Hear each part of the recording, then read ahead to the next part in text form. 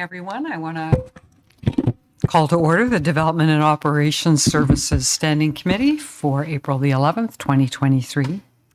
We're a little bit late starting our meeting. Council was in camera this afternoon reviewing the terms of the draft Memorandum of Understanding that'll form the basis of the agreement between the town and the developer with respect to the potential redevelopment of the terminals down at Millennium Park. So council's asked for a little bit more information from staff to help us review this document, and we're hopeful it'll be completed and we'll be in a position to move forward with it shortly. So to call our meeting to order, we'll start with the land acknowledgement, and Councillor Houston's going to read it for us this evening.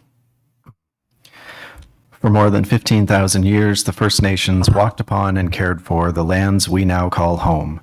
Anishinaabeg, Haudenosaunee, Ojibwe, and many others who were families, friends, and communities the way we are today. The town of Collingwood acknowledges the Lake Simcoe-Nottawasaga Treaty of 1818 and the relationship it establishes with the original inhabitants of Turtle Island. We acknowledge the reality of our shared history and the current contributions of Indigenous people within our community. We seek to continue empowering expressions of pride amongst all of the diverse stakeholders in this area. We seek to do better and to continue to recognize, learn, and grow in friendship and community, nation to nation. Thank you. I have a motion here for the adoption of the agenda, and it reads that the content of the Development and Operations Services Standing Committee agenda for April 11, 2023 be adopted as presented. Could I have a mover and a seconder, please? Councillor Potts, Councillor Doherty. Are there any amendments or comments? All those in favor? And that's unanimous. Are there any declarations of pecuniary interest this evening? Seeing none, if you find yourself in that position, please let me know. Is there any business arising from the previous meeting that council wishes to raise? I see none. Okay, so we're on to deputations. And the first one is Katherine Gregory, 243 St. Marie Street. Please come forward. Thank you. I think it's a little warm. Goodness. Hi, thank you. This is my first deputization or any council meeting in my life, so bear with me. That's okay. We're a friendly crowd here. Excellent. I'm Kathy Gregory. I'm the sole proprietor of Catherine's Chateau. And I recently, with a partner, purchased 243 St. Marie Street and are anxious to launch my new business. I'm going to talk a little bit about what that business is, and as well as the minor renovations that I'm attempting to undertake. The reason I'm here today is to, outside of your normal defined intake process for the ICBL exemption, I'm asking for an exemption today because as the process has slowed down considerably for me, there was some miscommunication from the building department, the zoning department over the last several months. And I understand these things happen. There's lots of new people, like in any industry, in any business post-COVID, lots of new people to training. There was some confusion about requiring new zoning. I do not need new zoning, as it turns out, but several months elapsed while I was learning that, and I missed the last intake process. So as a result, as I'm launching this business and trying to get the building permit to do so, I'm burning through cash, and of course I'm at a bit of a crisis moment since it's my own money and just myself. There's no corporation involved, just my own investment. And so basically, if you flip to that's the beautiful property there, and obviously needs some spring landscaping cleanup, but that's at the corner of 4th and St. Marie. The business I'm launching, I've done a lot of research on demographics. I'm a bit of a serial entrepreneur. I launched a company about 25 years ago in financial services, sold it last year. And so this is a labor of love for me. Catherine's Chateau, as it is named, is sort of what's called interactive retail. And I'm really excited to bring it to the Collingwood community and culture that has evolved. I was a resident many, many years ago when my children were young of Collingwood, so I'm happy to come back in sort of the last chapter of my career. Catherine's Chateau is interactive retail in that Canadians post-COVID are still interested in spending money, but they want to do so in an interactive way. So they want to do something while they're dining and having a glass of champagne or Prosecco or a cocktail and do something. So this will incorporate two things. A small cafe, about 25 seats, with a private room as well for showers and birthday parties and local book clubs, local community meetings, as well as a retail store, which will be luxury home decor. So you drink lots of champagne, and then you buy something pretty for your living room is essentially what you'll do. And so the kitchen itself, it's a limited menu. It's called a prep kitchen. We're going to source all our food from local chefs, catering companies, local sources, and reserve or reheat the food and serve it. So limited menus such as charcuterie boards and afternoon tea will be a big highlight, salmon and steak tartare, those sorts of things with cocktails, as well as this luxury home decor store. So interactive retail will be Catherine's Chateau's sort of focus. And also local art. I guess the best way to describe, as I was trying to explain to many people, is it will not be things you see at HomeSense. They'll be very unique, artistic types of home decor, things that will almost one of a kind. Next page, please. The renovations are limited, very limited, in that we're not expanding the square footage at all. And it's a beautiful old building. I don't know if you've seen it. The first part of the building is very historic. The last part was added, I think it started in 1998 and added and finished in 1999, but very much in keeping with the historic complement to the building. And so very little, mostly decor upgrades. There are three key things that I'm changing or attempting to change. The addition of a staff washer in the basement. Health Food Canada recommends that for staff to clean up and wash away from the kitchen prep area, as well as in addition, there's already a washroom. I'll have a quick design to show you, but an ambulatory powder room on the main floor as well. An expansion of the existing kitchen. So there's a little kitchenette there. There are almost 10 offices on the main floor. There are only 2 floors, the basement and then the main floor. And so knocking out those wall spaces to make room for the private dining room, for community meetings, as well as the retail space. And so removing some of those walls that are predominantly not structural at all. There's a large boardroom today that was really owned by a tenant, had it. Actually, a couple of tenants shared that boardroom space for a couple of years, and that will become sort of the assembly kitchen and the bar area where we store the champagne and Prosecco. An egress window is the other main change for safety in the basement. There's a staff room we're going to put in there for the staff to change and so forth, and a cloakroom. And that's the extent of really the renovation.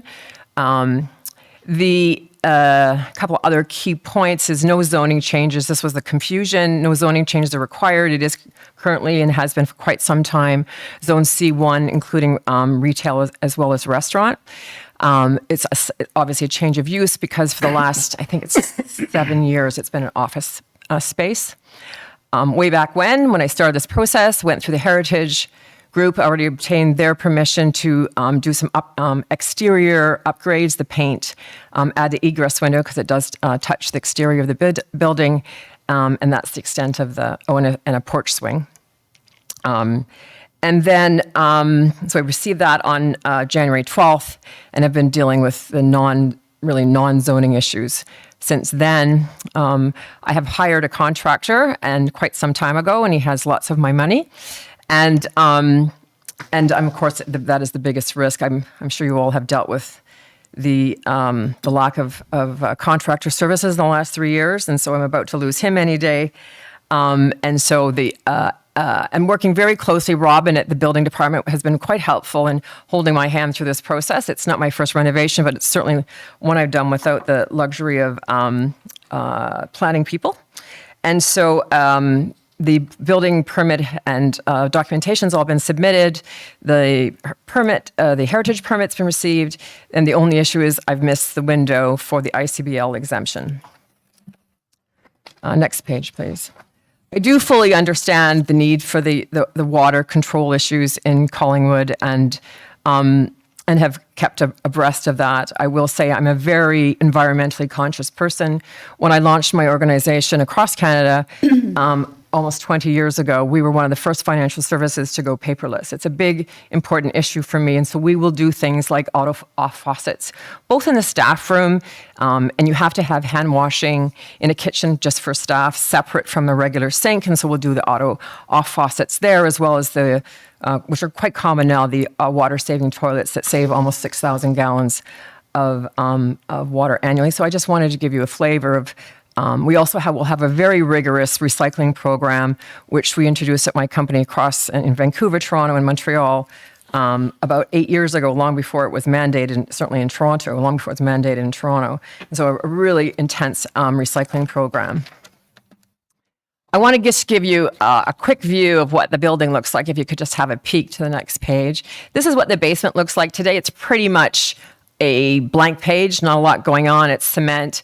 There is a roughed-in bathroom at the bottom there. You can see roughed-in plumbing, I should say, and that will become the staff washroom. On the bottom part, that will be an office and the staff room, and on the top part, it's open. That will just be inventory storage for some the art pieces and the decor, and the rest is pretty simple. We're just putting in flooring. The egress window is on the top left-hand side.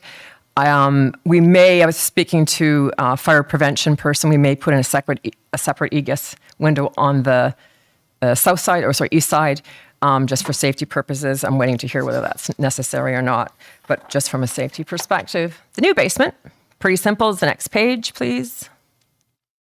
So you can see it's pretty much the same. We're just adding non-structural walls on the lower part that will allow for a staff room for hang up their coats and so forth, an office where we'll keep our safe and so forth. Don't tell anybody the safe is there, and the washroom for staff. And that's the extent of the basement renovation, so de minimis at best. Next. The existing main floor. So you can see it's really chopped up. Most of the walls on the lower part, so Office 1, Office 2, Office 3, those are non-structural. It's only the walls. And by the way, the part on the left is the addition that was done in 1999, and the part on the right is the existing Century home. And so we're going to take out some of the walls, all of the walls. The bottom part, well, I'll get to that in a second. So you can see the boardroom up top. There's a washroom already. Where the existing kitchen is, that's going to become the ambulatory washroom. So we'll have both a regular washroom and an ambulatory washroom. And then the retail space is in the old Century part. Next page, please. So the new main floor, I should have this memorized, just when you turn 60, no font is big enough. So this is the new plan. So you can see where the walls come out for the private part of the cafe, and a larger part, it's about 25 seats. We have a beautiful wraparound porch, so we're going to put a porch swing out there for sitting, as well as a couple of tables. The right-hand side of your page is the new retail part. So you'll come in, there'll be one door access, and that is by the porch at the bottom. All of that will be opened up. Those are not structural walls either, where we're knocking out for the retail space. So there's 3 kind of zones, call it dining room, living room, and kitchen, retail. And in the back part, it's the prep kitchen on the top, as well as a bar, and then the dining room and private space. That will be, which we could open up. We have it has these beautiful old 100-year-old French doors. They're dilapidated, but I'm having a refinish that will be able to shut those old French doors off and make it a private space. So you can see this is the labor of love for me. It's something I'm very excited about. I'm very excited about moving back to the Collingwood area. Of course, there's nothing to buy here. I don't know if you checked it, but there's a key to my house to save your life. So I will start this. The goal is to certainly open before Pride weekend. That was all part of the business plan. I think if all my checks and balances are in place, but I am burning through cash, including paying employees. They seem to want to be paid all the time, regardless of the ICBL issues. And so I'm at I would say at a crisis point, and I think I certainly appreciate the water challenges, and with all the population that's moved. I have 5 close friends who've all moved to Collingwood, actually, from either Oakville or Toronto. And so I do appreciate it, but this is a small business with very little change in the business use. There is no residential use whatsoever. We'll be open 5 days a week. And it's not a large seating area with a lot of capacity for water whatsoever. Okay, well, thank you so much for explaining that all to us. Welcome back to Collingwood. You've got a great business. We can't wait to get in there. So I think I'll just ask a question of our staff at this point. You can sit down if you like. Thank you so much. My pleasure. Yes, Director Valentine, what would be your thoughts on this? Thank you, Madam Chair. Happy to provide comments at this point if that's the direction of committee. But I'd suggest my thoughts are the same in relation to both delegations. So if it is expeditious from a time perspective to hear the second delegation and provide comments on both, if that's Sure, I'll do that. Thank Okay, you. thank you. Okay, so just wait. So the next delegation is deputation, pardon me. We have Victoria Galletta on 245 Raglan Street. Welcome. This is also my first time being here, so hi. Hi, everybody. My name is Victoria. I'm a small business owner and local entrepreneur. Thank you so much for the opportunity to speak with you today. I'm here to tell you a little bit of the services that my company, Pure Movement, provides to the Collingwood community and why an ICBL exemption is needed. So Pure Movement helps people discover movement beyond their limits, utilizing the properties of water. Pure Movement provides individualized, one-on-one, and small group aquatic exercise programs to the Collingwood community and surrounding areas. Sorry, I forgot to tell you to switch to the next slide. Yeah, thanks. We are currently working with people young and old in the warm water therapy pool at the Centennial Aquatics facility. In addition to, I'm teaching aquatic exercise classes for the town on Mondays, Wednesdays, and Thursdays, also at the Centennial Pool. So the demand for my services is such that it warrants my own space. Next slide. So Pure Movement started May 1st, 2019 in Collingwood. And then in November of that same year, Pure Movement was accepted by the Collingwood Small Business Enterprise Center Starter Company Plus program. This program provided amazing resources and advice for building a business in the community. During this program, it was estimated that Pure Movement was going to need its own facility in 5 to 10 years, but by 2.5 years, we began the search for a brick and mortar space. We landed on the unit at 245 Raglan, but now we're in need of the ICBL exemption to proceed with applying for the building permit. So this is just a preliminary drawing of what we propose the space to look like. So the front door is on the left there. You'll walk in and there's a reception area. There's also a private assessment room. The pool will be kind of in the middle of the space. And then the bathroom is on the far right wall. As you can see, it's a 3-piece. So there's a shower, which is required for rinsing off prior to entering the pool, a toilet, and a sink. So currently in the building, part of the first floor is occupied by Ace Cabs and the second floor by Vortex Wellness. So there is water already to the current tenants. And as you can see, the water demand is on the slide there, and it's 0.83 meters cubed per day, which is less than one single detached equivalent. This is a very minor impact on the town system. And as I previously mentioned, there's only one proposed bathroom, which accounts for all the water demand for the unit. Next slide. So to review, I'm a small business that started through the town's economic development office. The demand for services has grown beyond the capacity of the public pool and warrants expansion. There's a proposed design layout with the 3-piece bathroom that requires less than one single detached equivalent. And yeah, thank you for giving me the opportunity to speak today. And please let me know if you have any questions. Okay, well, thank you so much. And also congratulations to you on your new business expansion. This is it's exciting sitting here today. Okay, over to you, Director Valentine, please. Thank you, Madam Chair. And as noted, the comments will address both delegations this evening. So as committee will recall, minor development proposals are now exempted from the Servicing Capacity Allocation Policy, or SCAP, and capacity allocation was specifically reserved for such projects in 2023. As a result, the ICBL, or Interim Control Bylaw, exemption requests for minor developments are now essentially administrative in nature and were intended to be dealt with through 2 or more intakes in 2023. The first intake concluded earlier this year, and the second intake is now open with the closing date of May 12th. So the 2 deputants this evening represent requests for ICBL exemptions for changes of use, which means going from one permitted use in the zoning bylaw to another permitted use, as was articulated in the comments. And those are considered to be minor development and exempted from the SCAP. So staff are supportive of these requests. We would normally only caution committee that providing for exemptions outside of the normal process may certainly be warranted based on business needs or other site-specific circumstances, but may also provide an advantage to one or more businesses or individuals that's not available to everybody. But in this case, interestingly, these 2 requests are the only ones we currently have on file for the May intake. So the concerns about fairness and level playing field are minimized in this case. So to that end, staff did provide and prepare a resolution for committee to consider should you wish to grant the ICBL exemption for these 2 properties. And that motion, if passed, could be ratified by council later this month. Thank you, Madam Chair, for the opportunity. Thank you.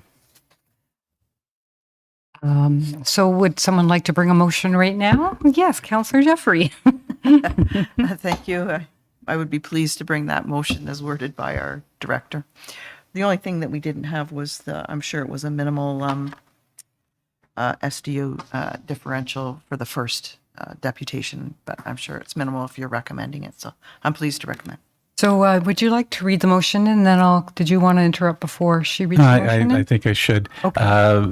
Not realizing we'd be putting a motion on table, I asked that it be severed because I will take declare conflict in regards to the Raglan Street property, Okay. because it is a tenant of the Ace Cab building. Okay, and that's a family member of yours, And if that I would be recall. pursuant to my previous conflicts declared. If you want the clerk comments, I can specifically state, or is that okay as I've stated it now? Okay, Yeah. thank you. Okay, thank you. So let's deal with 243 St. Marie Street first then. And also I'm wondering if it might be appropriate to bring a motion to waive notice. So we can deal with this. Yes. I will bring that. Yeah, I'll bring that, given the timeliness and Okay. as time is of the essence. I'm pleased to bring a motion to waive. Okay. So we'll deal with that first. We have a seconder. Deputy Mayor Fryer seconds that. All those in favor? And that's unanimous. Thank you. And if you could read your motion in, please. I don't have. Oh, could you sorry. Thank you. All right, so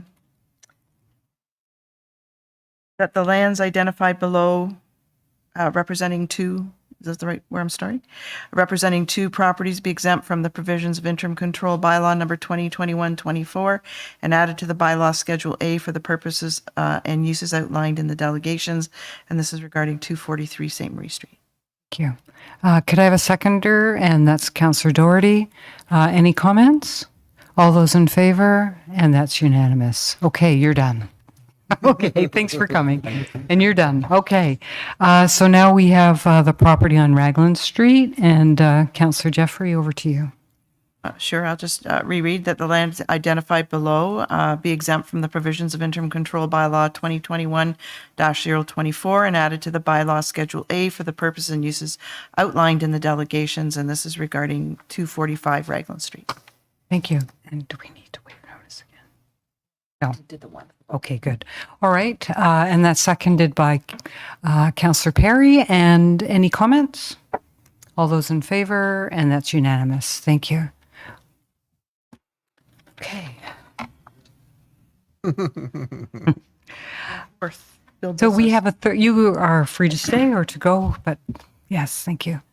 We have a third deputation this evening on traffic volume on 2nd Street. Mr. Housser, are you able to come up? Thank you.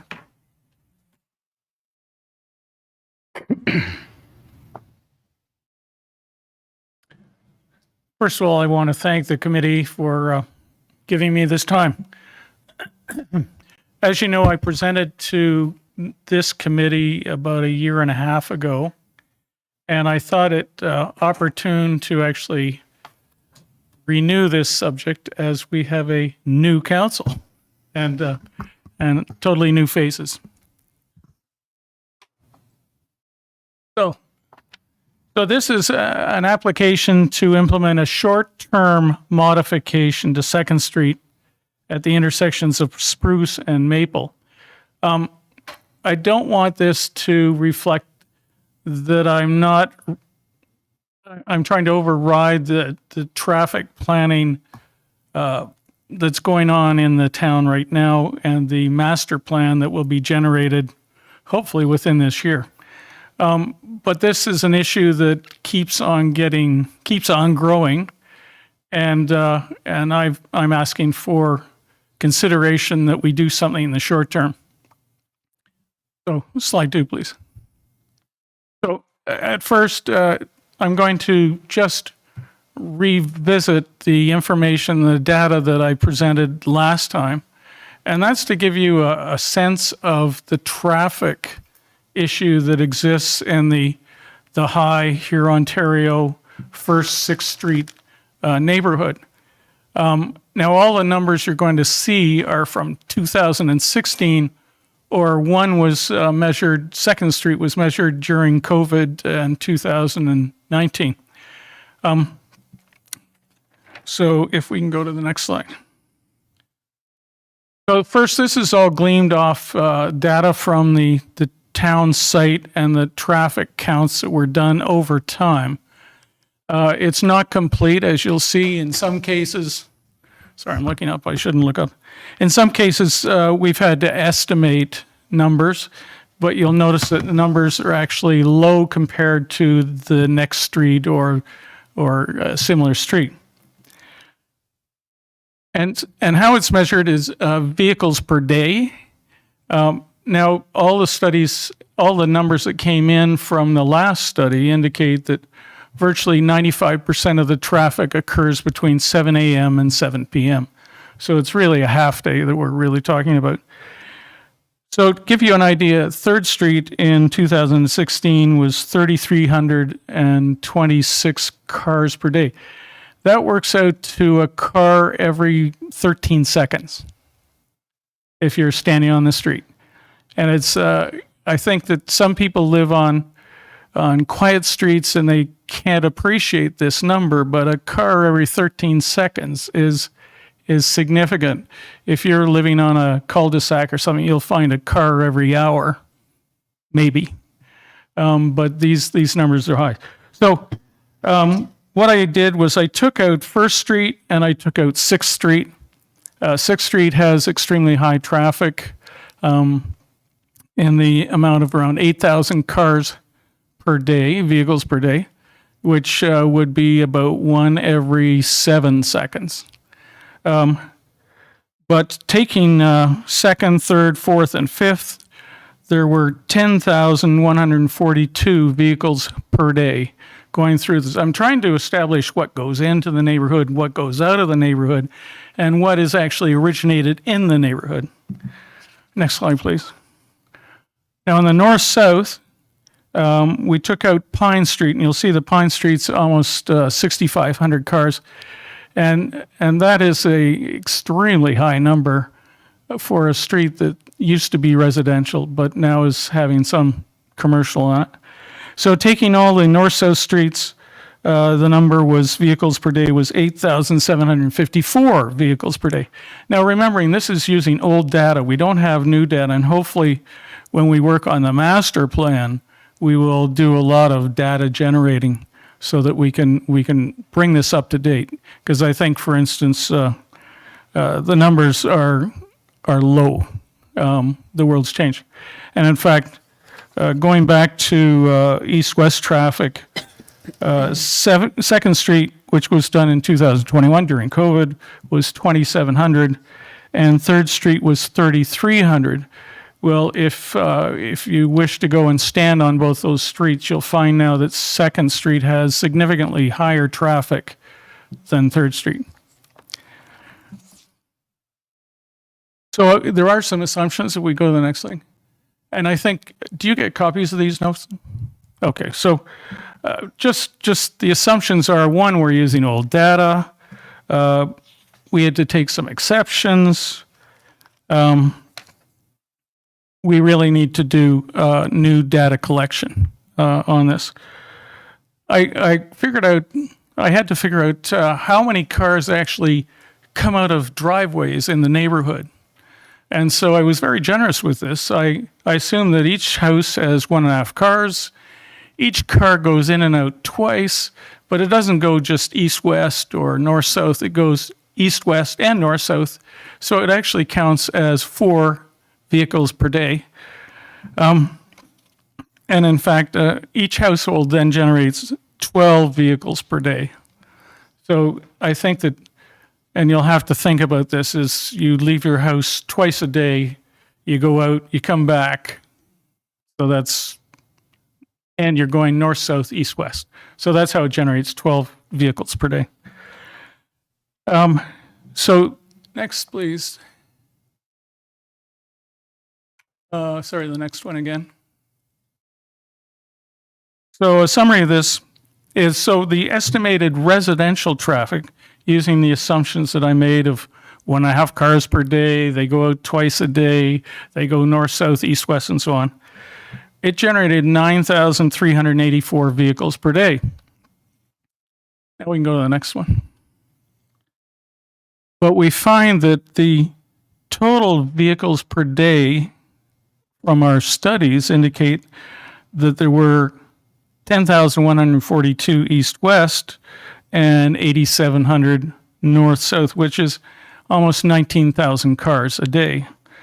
So we can see by the fact that that number exceeds what we generate internally within the neighborhood by 10,000 cars a day. And you think, how is that possible? But these numbers will show you that this is a very busy neighborhood. And so what I'm showing is that 51% of the vehicles driving through the neighborhood are through traffic. They're not going to visit anybody. They're not doing anything. They're just driving through. And in fact, if you throw in the numbers of Pine Street, it's like 63%. If you looked at 2nd and 3rd Street, it'd probably be in the 70% range. In fact, I occasionally have bets with people when I'm walking across 2nd Street, standing on the Oak Street Bridge, and maybe we'll count 10, 15 cars that are starting from High and Hurontario. And I'll bet them that 70% of them don't stop, don't turn, just drive straight through. And I've never lost a bet. So my son wants to have his money back. Anyways, next slide, please. Basically, neighborhood streets are not safe due to high vehicle volumes. Now, the town does have a traffic calming process, and we did get signatures from 71% of the people that live on 2nd Street. And we stopped at that. We actually could have gotten that number higher. But the problem was that there's only one criteria for traffic calming, and that is speeding.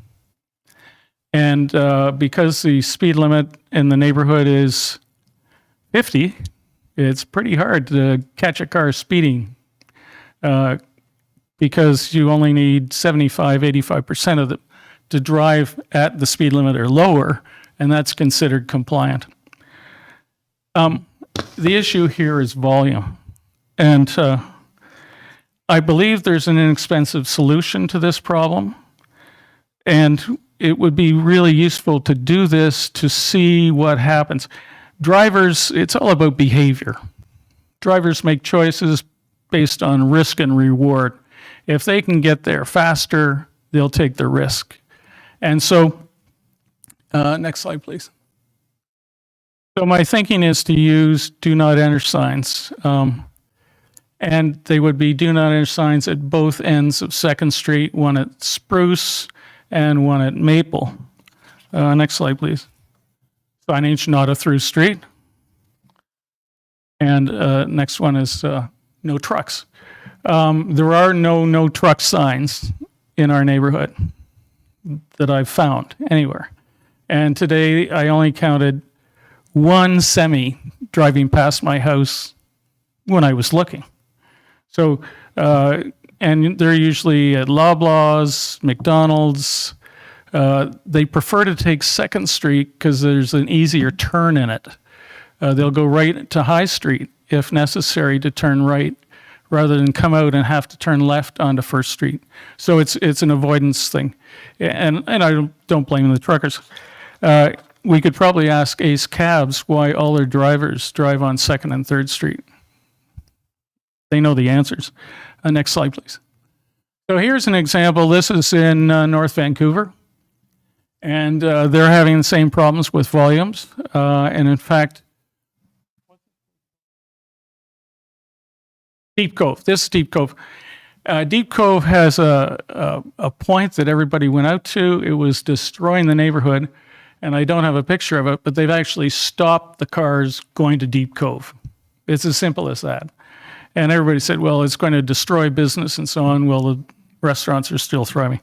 So in this case, they actually use barriers. I don't think you need barriers. The advantage of do not enter signs mean that emergency vehicles can go through it. They don't have to avoid any type of obstacle. They just turn on their sirens and go through it. Next slide, please. So this is again how they signed it. So the next slide, please. So this is a little busy, but I'll walk you just down 2nd Street. We're coming from High Street on the left, and we head to Spruce Street, and what we're going to face is a do not enter sign and an arrow sign showing you got to go left or right. If you're driving north-south, you'll see a stop sign, and it'll either be no left turn or no right turn, so that you can't enter 2nd Street from there. That should reduce the traffic by 50%, maybe. The same will occur from Hurontario heading towards Maple. You will hit a do not enter sign. The beauty of this, or in my thinking, the advantage of this is that if it's really not working, it's not much to take this thing back out again. But if it does work, it's a very inexpensive solution compared to speed bumps, chicanes, all those things that I'm sure you've all seen the costs of those, but those are in $50,000, $100,000 costs. So next slide, please. So the negatives. This will disrupt through traffic. It will require an educational program for drivers and residents. There will be unhappy through drivers. I remember last time I presented this, I got a couple of nice letters in the paper saying, you know, I drive across your street all the time. I've been driving across your street for 20 years. Yes, but things have changed in 20 years. It used to be 4 cars drove across 2nd Street 20 years ago, but now it's a lot higher. This will put pressure on primary and secondary roads, which will give us some thinking as to what we should be looking at with the master plan. And it will put pressure on the traffic master plan. The pros, it'll reduce through traffic. It's low cost. It reduces safety issues. Less cars means less accidents. It's a quieter neighborhood, reduces truck traffic, and that would be the no truck signs, which we really need in all our neighborhoods. It directs traffic to roads that are designed for higher traffic volumes. And it has no effect on emergency vehicles. Next slide, please. Next, please. So just One is, I don't think traffic solutions should be site specific, and that's why I'm presenting this. But this is a short-term attempt, not a long-term one, because one solution creates another problem. And we've seen, and I'm sure if you talk to other people in other municipalities where they've closed a street or something, it has created just another problem. And the problem just keeps on moving around until you do a traffic master plan. And that's when you really deal with the issue and so on. So this just talks about an urgent need and a simple solution. And I'm open to questions. Okay, well, thank you for taking the time to come and show us what you've been thinking about and the numbers you've collected. As you know, this year we are doing a comprehensive traffic plan for our town, and for the first time we're going to have a look at what is happening on the residential streets. So we'll get some updated numbers that we'll be able to share with the public and make some big decisions around if any changes need to happen. So this information will be used. Great. So thank you. Yeah, I think that if I can make just one comment, is that because driving and traffic is actually behavioral, it's not physical. And so I really encourage the town to have a very high component of planning in the group developing this plan, and then turning it over to engineering, and they deal with the engineering and the solutions, the physical solutions, but it's more the emotional solutions and the behavioral solutions that should be addressed. Anyways, thank you again. Okay, well, thank you for coming.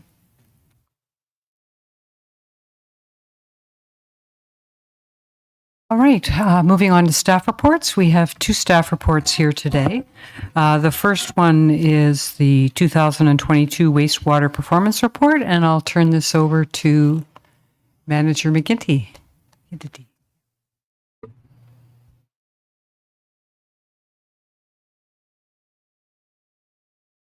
Good evening.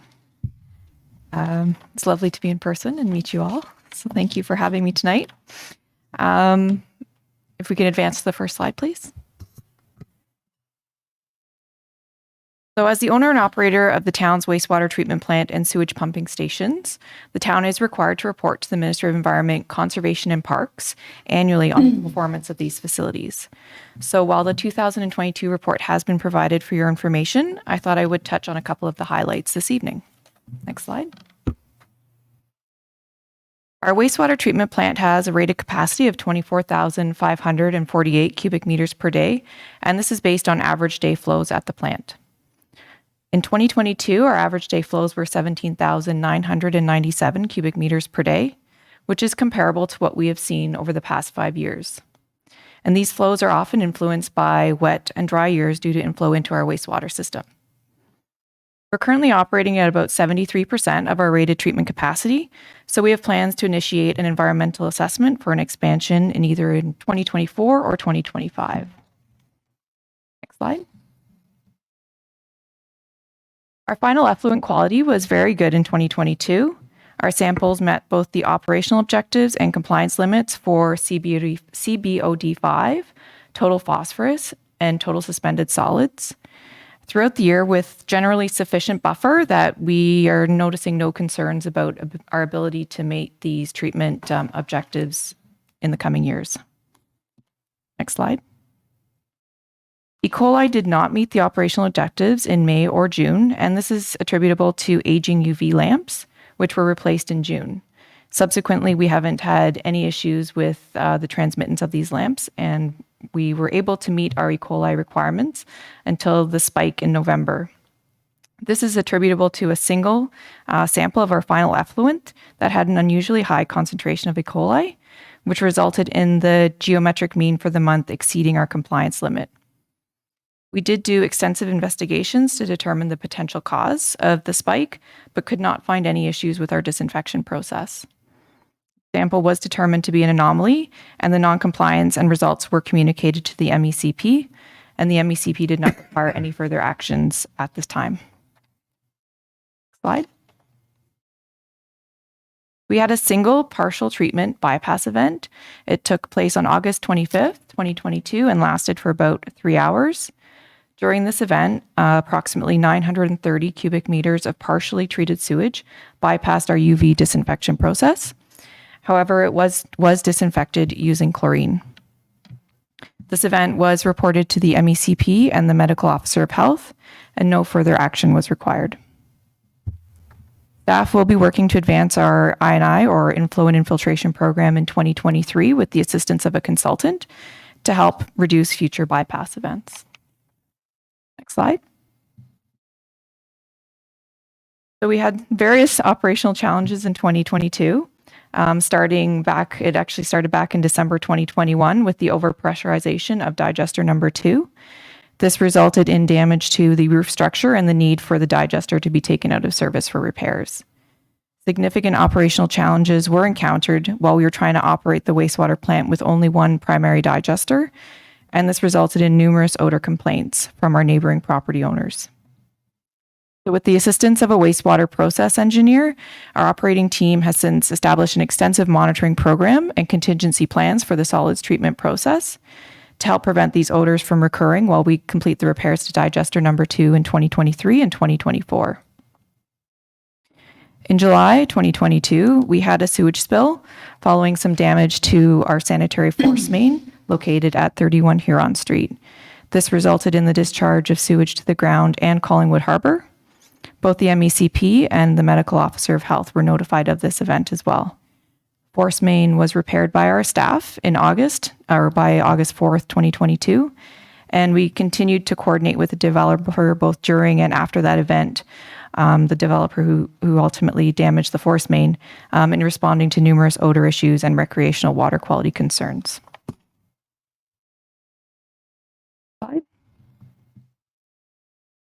So in conclusion, 2022 was a challenging year for our team, but I do believe our staff were successful in navigating these challenges with the support of council and our budgetary requests, and also by taking advantage of the expert advice that was available to them. So now I'd be happy to answer any questions. Okay, thank you.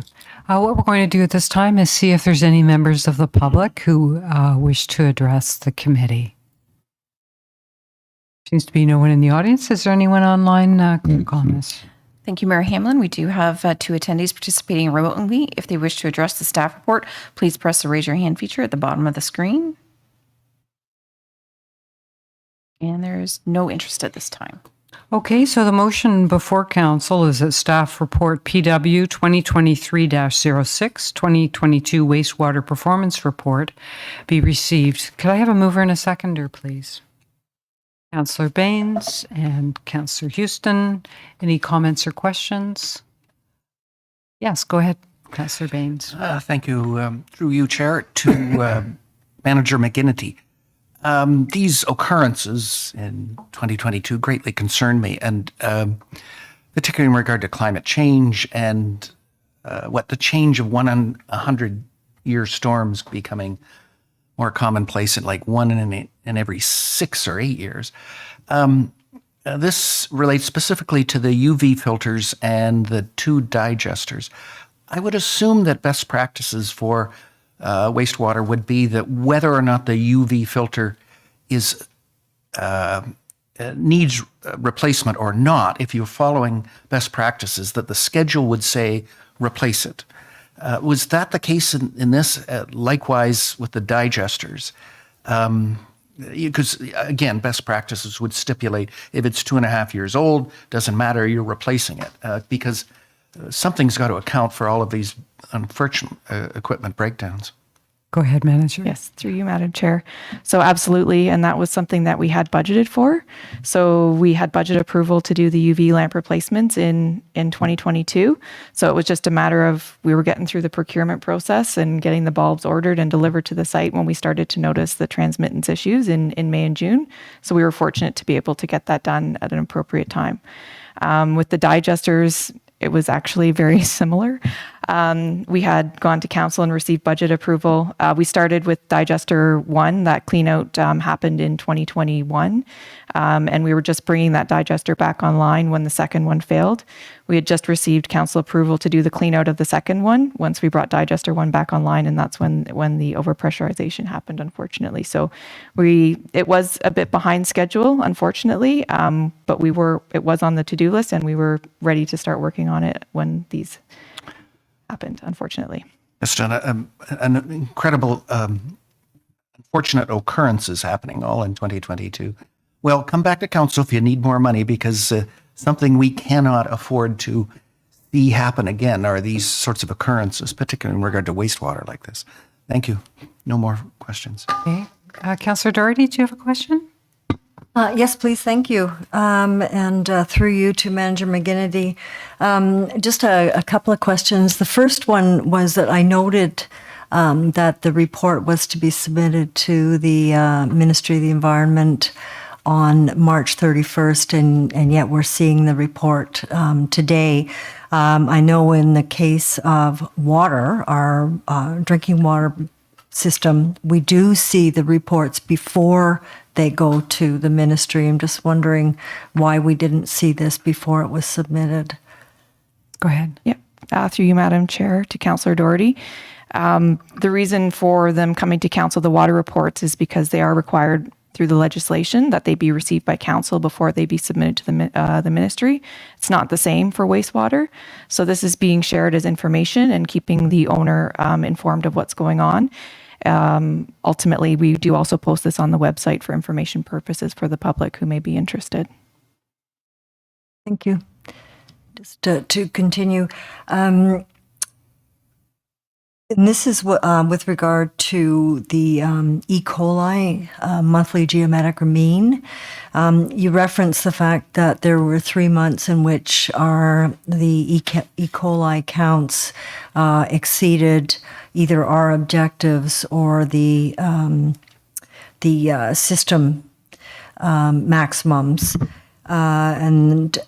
but the numbers that you are reflecting for the monthly average are actually showing the value of those exceedances. And I'm just wondering, is that to say that during the whole month we were at those exceedances, or why am I seeing those numbers? Yes, you, Madam Chair. I think I understand your question. So we are required to report on the monthly averages only. We are required to collect weekly samples and use that data, whether it's a composite or a grab sample. For E. coli, it would just be a grab sample. So it's a very small snapshot of what we're discharging to the lake from our treatment process. So that's a weekly sample, grab sample that we collect, and then over the course of the month, you get the average to show a representation of what we're actually discharging to the lake. That one sample in November was unusual. It baffled all of us. We looked into our system, our equipment. We could not find any thing that would raise any flags for concern, and discussed it with the ministry as well. Sometimes it happens. I'm not sure what was the cause of this one, so they attributed it to anomaly and accepted that. We haven't seen any other concerns with the E. coli concentrations of what we're discharging since that specific anomaly took place in November. And regarding the May-June elevated E. coli concentrations, they were, the average was above the performance or design objective, but below the compliance limit. And the design objective is kind of a threshold. A good red flag that something may not be right with your treatment process. And so to look into it and try to resolve it before it becomes a compliance issue. So that, we knew that the UV lamps were nearing the end of their life. They were probably not performing as well as they should have been. And this compliance objective, not being able to achieve that demonstrated that. So fortunately, we were able to address it before it became a compliance issue. Yes, just another two more. follow-up. Go ahead. The E. coli measurements you take once a week, and yet for other matters, you will sample 3 times a week. So as an example, for pH, you sample 3 times a week. So given that, E. coli can be quite a concern, particularly for our harbor and for the use that our harbor has, especially during the summer, should we be sampling at least as often as for other substances? Like 3 times a week? Yeah, go ahead. Through you, Madam Chair, to Councillor Doherty. We could.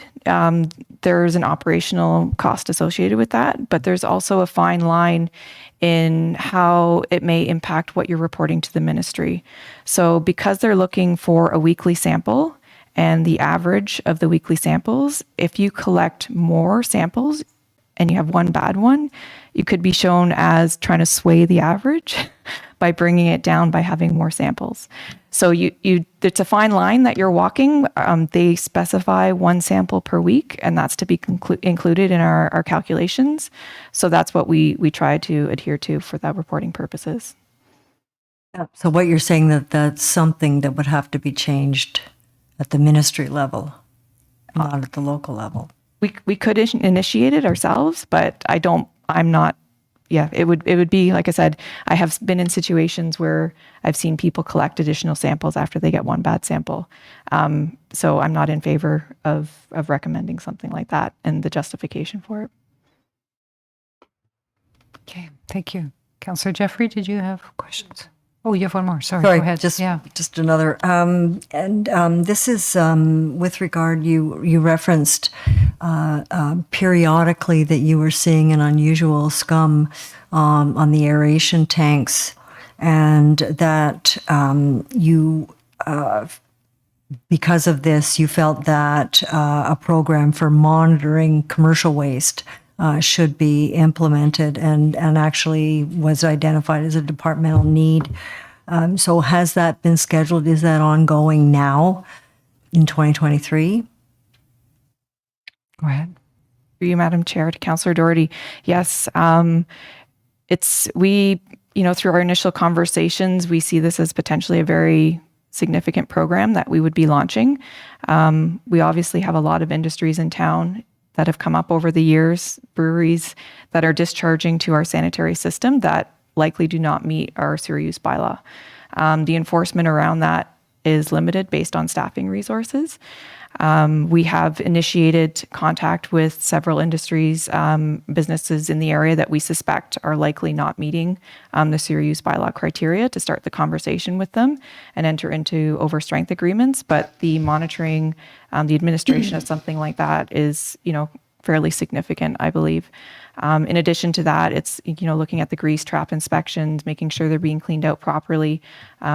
Just recently had a significant sewer backup at one of the local restaurants that needed to be cleaned out, and they hadn't done proper maintenance on what their sanitary or their sewage system that they're supposed to do under in accordance with our bylaw. So this is an ongoing issue and something that we're going to start trying to coordinate with Public Works, bylaw, and the Environmental Services Division over the next year. Okay, thank you. Those are my questions. Councillor Jeffrey. Thank you very much, Mayor Hamlin. So through to Manager McGinnity. So first of all, I want to express my appreciation to staff on how you've responded to the things that have come up. I know that this can't be pleasant for you to come to council with this information because we are so used to, very stellar, I mean, not stellar, but very great results with just minimal impact. So this year is an anomaly, I guess we could say. So I guess my questions would only be coming from maybe liability as a counselor to ensure that we have given you all the resources you needed to do the work, that our asset management plan is as aggressive and as effective as it needs to be. And then are there any other resources we need to be giving you in terms of making sure that we're fulfilling our obligations? And if we haven't fulfilled them in any way, I would expect that you would take that opportunity to tell me now. So, thank you. Yeah, go ahead. That's a big question. I don't know if I can answer the liability, but I can speak to, it is slightly different for wastewater as drinking water, as you're aware, under the with the standard of care under the Safe Drinking Water Act. But I can say personally that I feel very supported by council in terms of my budgetary requests. I still feel like, I've been here a couple of years now, so getting a good handle on the system and, our asset management program, developing and implementing that. I'm sure there's more to come as we work our way through it, and definitely seeing a lot of challenges coming to head at the wastewater side as it ages. And we've seen it on the water side too. We have a big plant upgrade planned for there as well. So just trying to manage with end of life equipment and make sure we can still perform. So, there's potentially some of that coming on the wastewater side as well. But I do feel very supported, and I appreciate that you asked the question. Thank you. Thank you. Are there any other questions? Councillor Baines, I think you're next. I'm sorry. Through you, Chair, I've forgotten two questions. Number one, you had mentioned, or someone had, a tour, which I wouldn't say very much look forward to, but would appreciate to have a tour of the wastewater plant. And secondly, in regard to pages 7 and 9 of your report, you mention BOD5s, TSS, TP, TKN.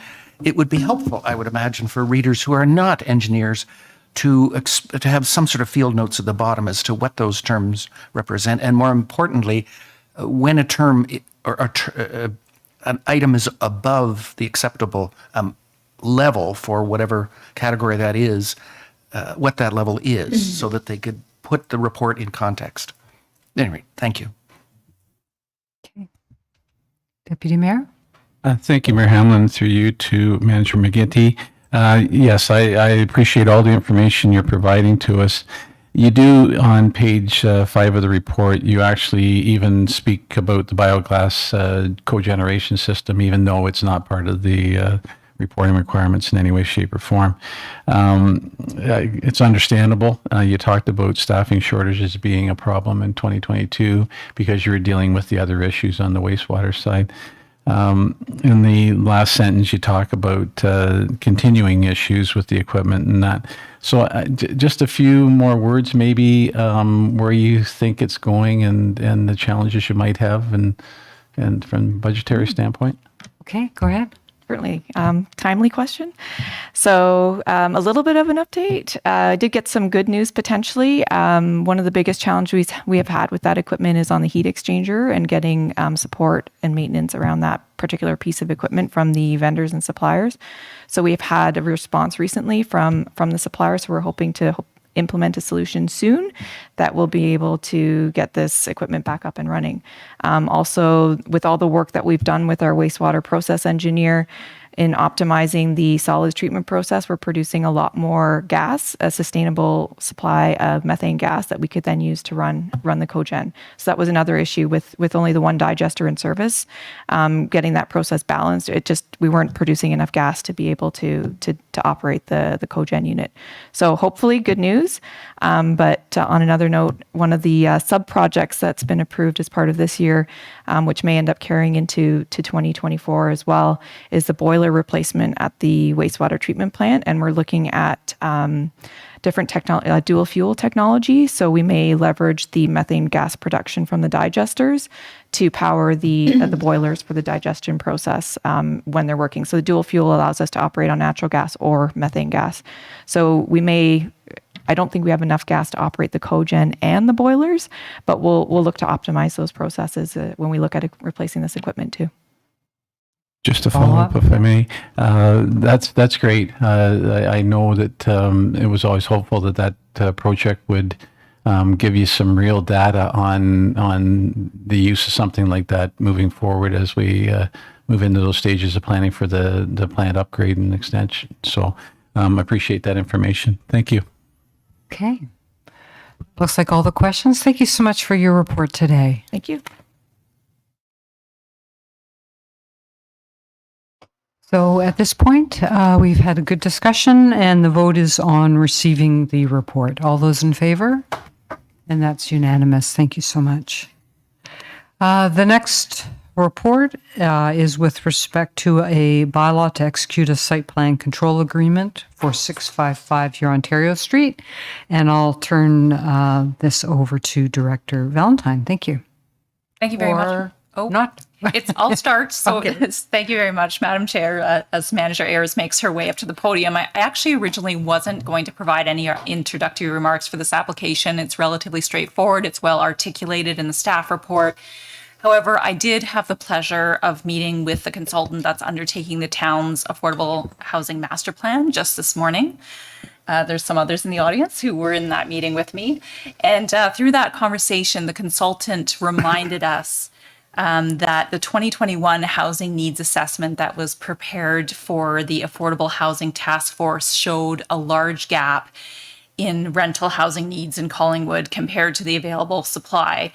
And in fact, there was a projected demand for 1,700 rental units by 2023, and they identified 916 low to moderate income rental households that exist in our community today that are in core housing need. The consultant further noted that although it's not yet completed, the updated 2023 needs assessment is tracking to demonstrate a similar strong trend for the need for rental housing across the entire housing continuum. And what I mean by that is right from social housing through to affordable, all the way to market-based units. So this proposal that you're going to hear about momentarily will add 50 units to the town's rental stock, 5% of which will be maintained as affordable for moderate income households, and 95% of which will be market-based. So you do see that Manager Ayers is here to take you through the additional details of the file, but I felt that that context would be helpful in your evaluation. Thank you. Yes, thank you for that information. Manager Ayers, go ahead. Thank you, Director Valentine, and good evening, Madam Chair and members of Council. This presentation will provide a brief overview of the site plan control application for 655 Hurontario Street. Next slide, please. So this is a 2022 aerial image of the subject property, which is located on the east side of Hurontario Street and the north side of Lockhart Road. Surrounding land uses include residential uses, which are predominantly single detached dwellings to the east and south, commercially designated and zoned lands to the north, and Collingwood Collegiate Institute to the west. Next slide, please. The subject property has been designated and zoned for high-density residential uses, including walk-up and high-rise elevator apartments for over 35 years. The town's current official plan designates the property as residential and more specifically high-density residential. Permitted uses are limited to apartment buildings and student dormitories, and furthermore, a maximum density of 120 dwelling units per gross hectare is permitted on the subject lands, and the proposed development would achieve a density of approximately 119 units per gross hectare. The town's zoning bylaw zones the subject property residential fourth density exception 2, and the R42 zone permits apartments and establishes site-specific exceptions, including a maximum building height of 14 meters and a parking ratio of 1 space per apartment unit, as well as 0.25 spaces for visitor parking. Next slide, please. The proposed development has been the subject of active planning applications for over 6 years.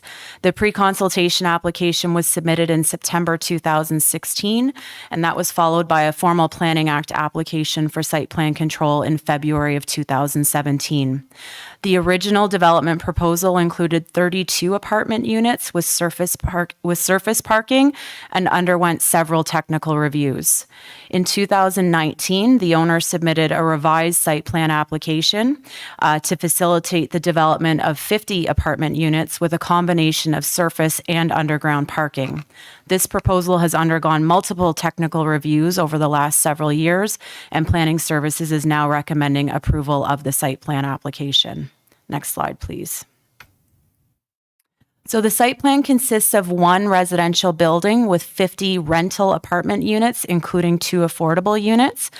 The proposed building is 4 stories in height, and the southeast corner has been stepped back to 3 stories to reduce the building height and massing immediately adjacent to the single detached dwellings located to the east. A total of 27 surface parking spaces, including 4 accessible spaces, and 36 underground parking spaces are proposed. In addition, bike racks to accommodate 10 bicycles are proposed outside the main building entrance fronting Hurontario Street, as well as long-term all-season storage for 2 bicycles per unit is proposed in the underground parking garage. Next slide, please.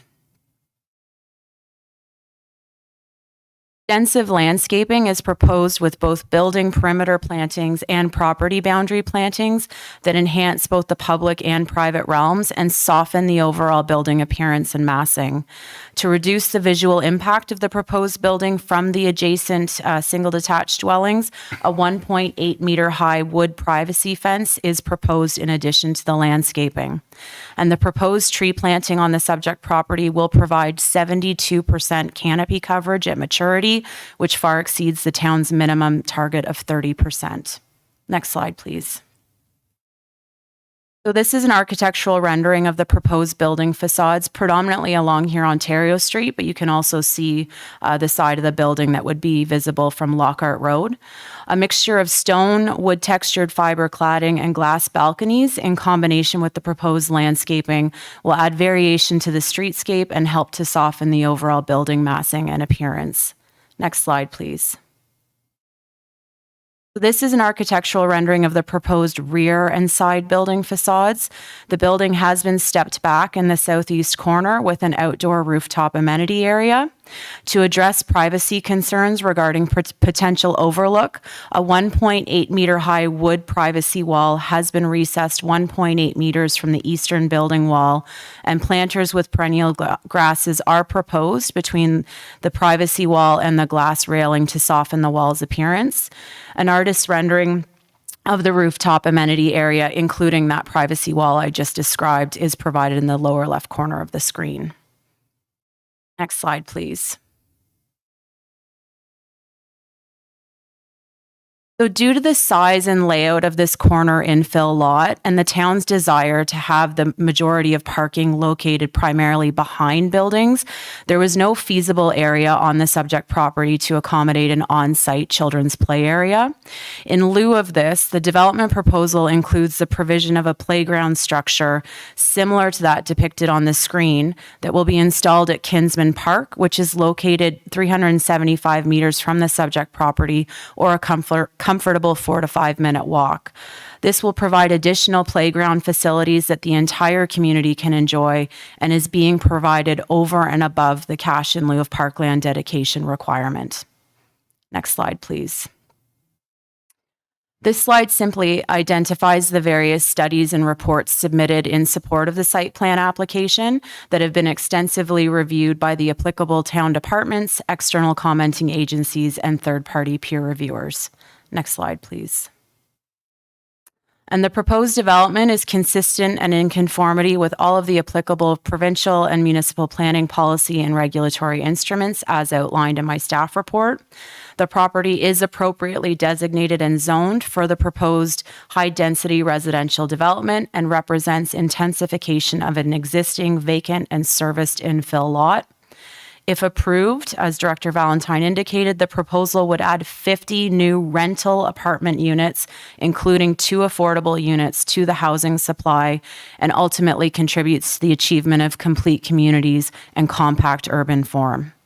The subject application was circulated to town departments, applicable third-party peer reviewers, and external commenting agencies for review and comment, and all matters have been satisfactorily addressed. And furthermore, the site plan control agreement would contain 13 special clauses, including provisions to implement the owner's commitments under the service and capacity allocation policy, merit-based evaluation, as well as financial considerations, including the requirement for securities, cash in lieu of parkland dedication, and payment of other standard fees. And this concludes my presentation of the file. I'm available to answer any questions, and I understand the applicant is attending virtually this evening, should members of the committee have any specific questions for them. Thank you. Thank you for your presentation. Would there be any members of the public who would like to address the committee on this topic? No one in the gallery? Anyone online? Clerk Almas. Thank you, Your Worship. We do have two participating remotely. If any of the individuals would like to address council regarding the staff report, please press the raise your hand feature. And not at this time, Your Worship. Okay, I'll read in the motion before us.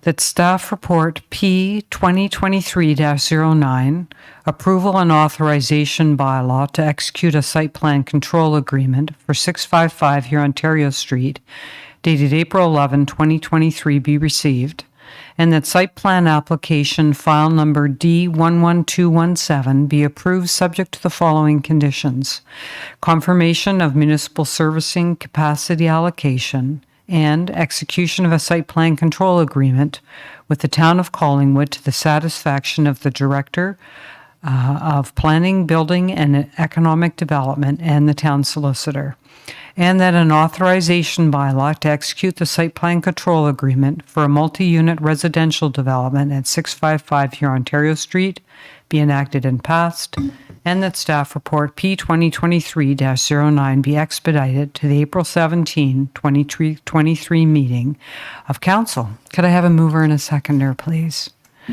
Councillor Jeffrey and Councillor Baines. Any questions?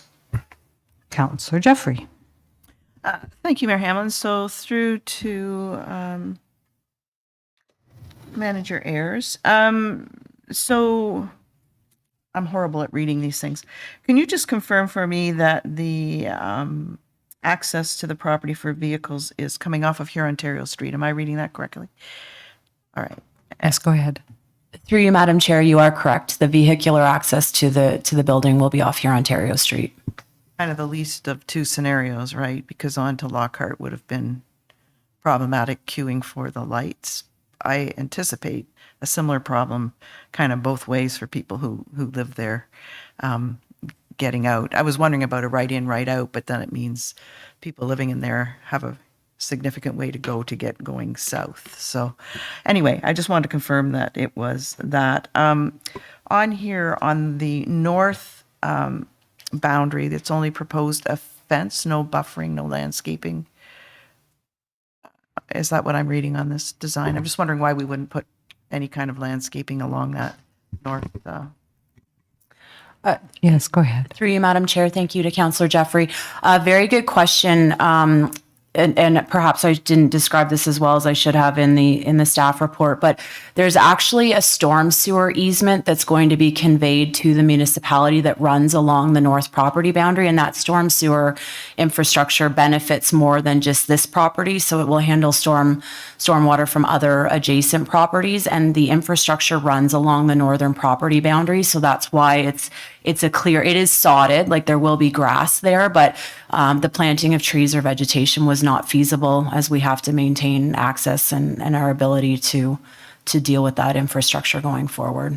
All right, so not enough room between the laneway and the storm sewer to do anything that made sense. All right, thank you for that. And then in terms of the, we've set the bar appropriately high at Sunset Point with respect to what we provide for children in our parks. And I know we have a picture here of a proposed unit, but I'm really hoping that there was some kind of accessibility part to that unit for that park, because even the one at Sunset Point where a child in a wheelchair can still play with their friend at the sand feature, I think it was. I think we need to be really particular about the unit that would go to Kinsman Park and ask for that to be added to it.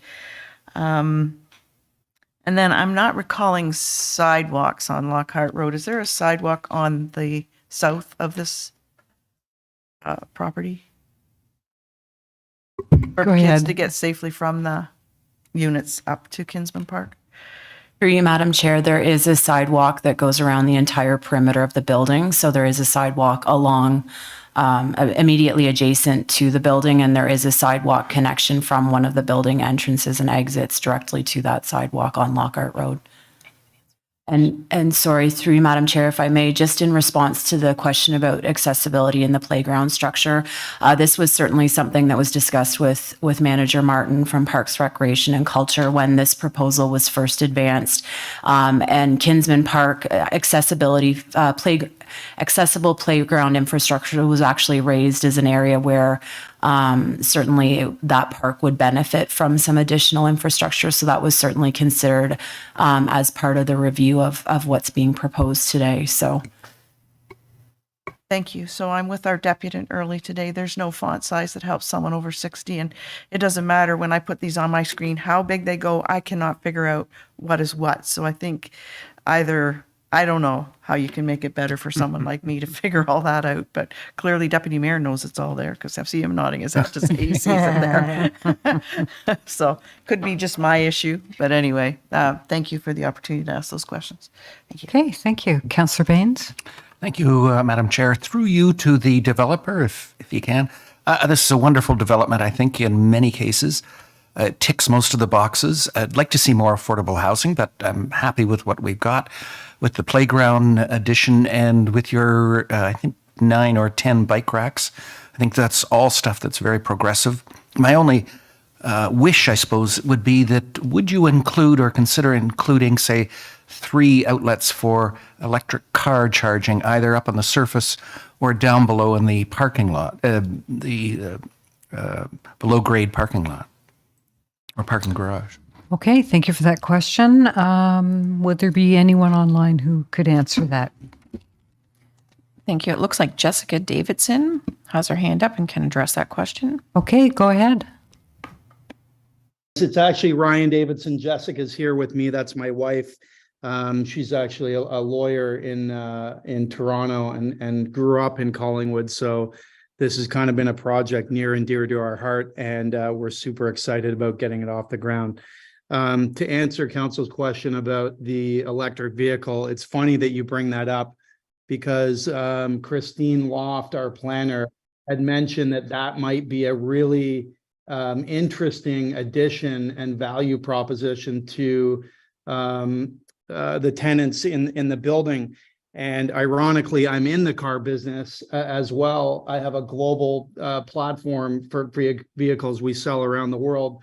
And we sell to, a lot of the rental companies, the big rental companies in different countries. So we have access to those at affordable pricing. And it was our intention to provide electric vehicles that are in a kind of a ride share capacity for tenants in the building that they could use when needed. So yeah, very, very good question. Ironically, we've thought about it, and it's definitely our intention to provide that for the tenants in the building. And obviously, ICE to EV is a huge kind of topic these days. It certainly is for our business, and I think it's something that we support personally. Our family drives a Tesla, so I can we'll definitely be supportive of that. Thank you. Much. No Okay, further thank you questions. for that. Councillor Doherty. Thank you, Your Worship.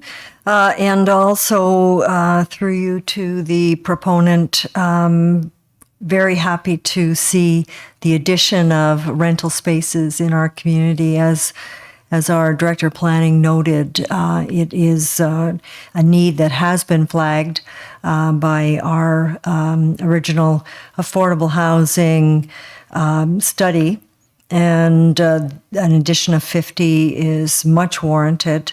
The fact that 2 of those are being offered geared to the middle income household is also much appreciated, much needed. More would obviously be better, but this offering is much appreciated. I do have a question, though, about the nature of those affordable apartments. Wondering, are those family-sized, like two bedrooms or even 3 bedrooms? Or are they single bedrooms. Just wondering about the size. Mr. Davidson, would you like to answer that? How do I do that? Sorry, are we still unmuted here? Okay. Yeah. Okay, perfect. Yeah, so I believe that it was proposed that they are two one-bedroom units. But however, the size would be a lot larger than a typical one-bedroom. I think they're 700 or 800 square feet. Yeah, I'd have to pull that up. But it was proposed that they were two one-bedroom units that would be subsidized. Okay, thank you for that. Do you have any follow-up, or is that it? Well, all to say, I guess, that it would be fantastic if some consideration could be made to making the larger units a two-bedroom, because they would be more useful for a family application than would a one-bedroom. Mm-hmm. So Okay.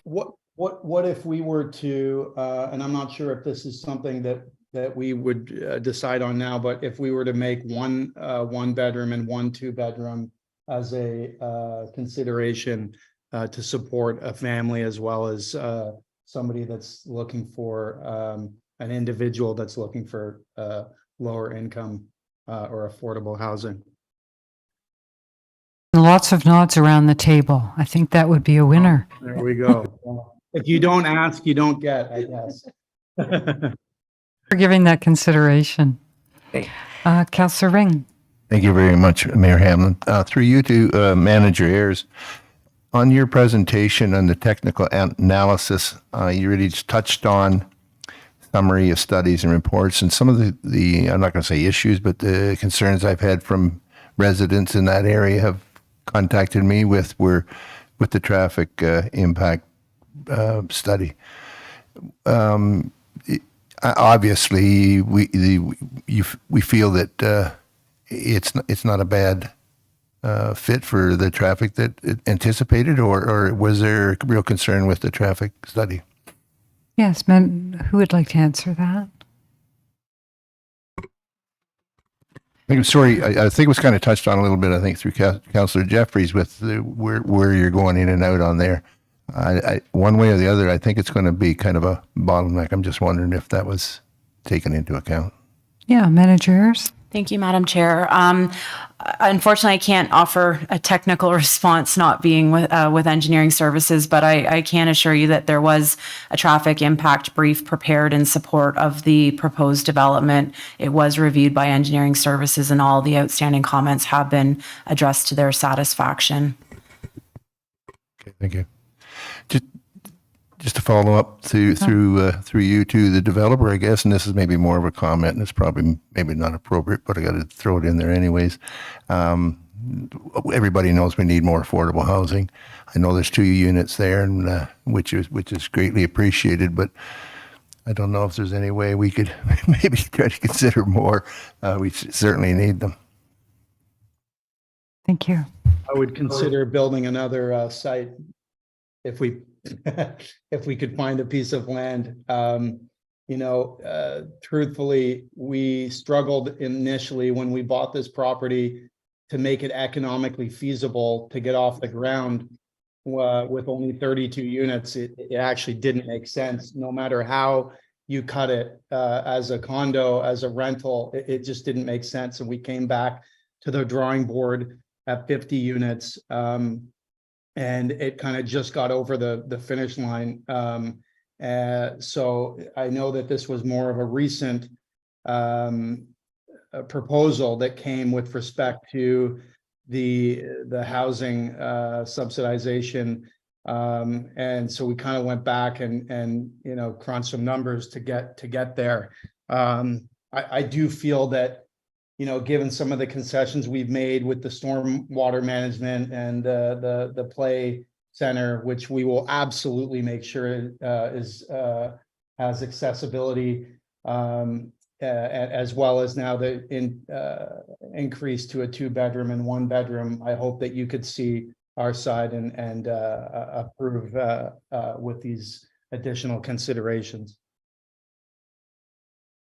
Thank you. Did you have any follow-up? No, just I appreciate it. I understand why they're doing what they're doing. I just maybe hope maybe there would be reconsideration, that's all. But I did like the comment that if he bought another piece of property, he would consider it. So let's start looking for lots for him. Well, maybe we could. All right. Maybe we could give Mr. We'll give you Will take less than 7 years. We'll give you a call when our affordable housing master plan comes out. We'll be looking for people. Yeah, it'll be this year. Please do. Thank you. Okay, Councillor Potts. Thanks, Mary Ellen.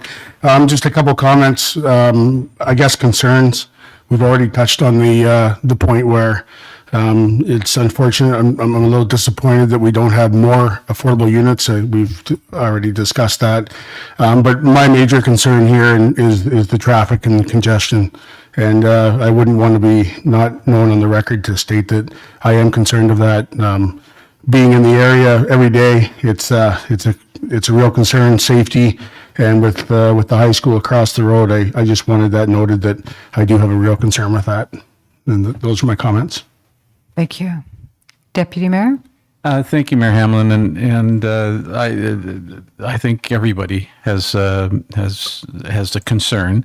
We're going to be putting traffic into an area that there's actually, I guess, the 5 schools in the near proximity, you'd say, and there's a lot of foot traffic of the students that is going to be interacting with more traffic. In listening to the presentation and the number of affordable units, we had a similar presentation today at county, where the county's looking at a housing project itself, and it comes down to the pro forma. You're trying to make it work from an economic, social aspect, and this is what the developers facing. So I do support it from the standpoint of we do need the rental units. We need a mixed component to it. There's a diversity need as much as anything. Those units will hopefully take some pressure off some smaller units in town, which those people wouldn't be competing for renting them then as well. So I support it, but I share the concern about the interaction with the students from the school. But I know we've done our traffic studies, and it's looked at as being a safe operation. So I'm supportive of the project. Okay, thank you. I'll say I have a question for our staff, and I think this is a Director Slama question. The sidewalk that's on Hurontario Street right abuts the road. There's no boulevard at all. And I know when I am going up and down Hurontario, I'm always worrying about kids on their bikes on the sidewalk. If something goes wrong, there's no buffer at all, or if they're horsing around. And I'm just wondering what the future holds, or if there is one, for possibly having a wider sidewalk there or a boulevard.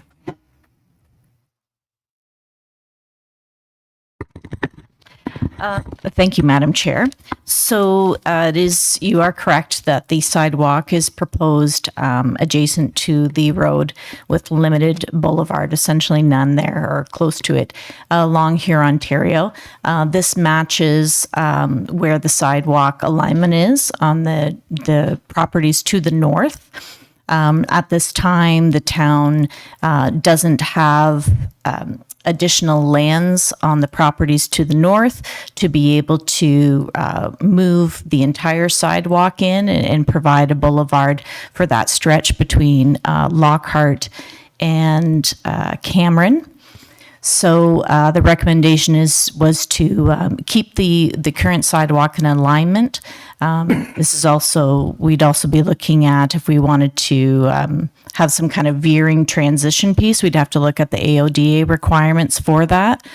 And and those to be incorporated.